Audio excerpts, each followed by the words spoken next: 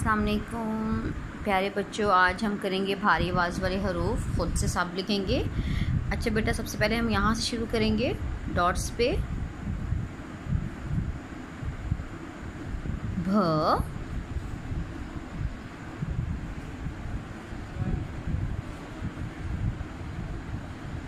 फ,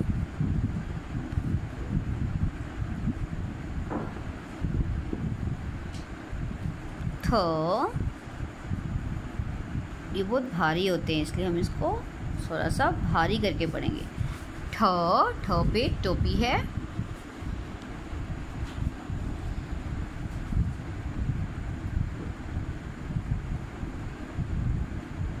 झ,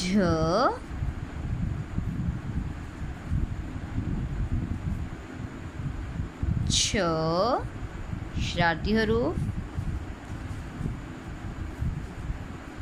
ध,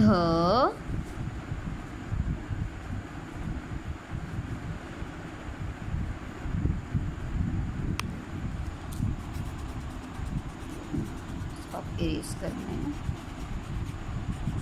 कोशिश करनी है। हैंड राइटिंग खूबसूरत होनी चाहिए। ढ,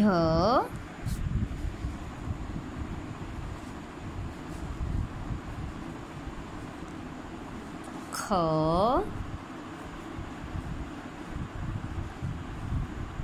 घ। ये हैं भारी आवाज़ वाले हरूफ। इनको आपने याद भी करना है, इनको खूबसूरत से आपने लिखना भी है। कल इन तमाम भारी आवाज़ वाले हरूफ का टेस्ट भी होगा।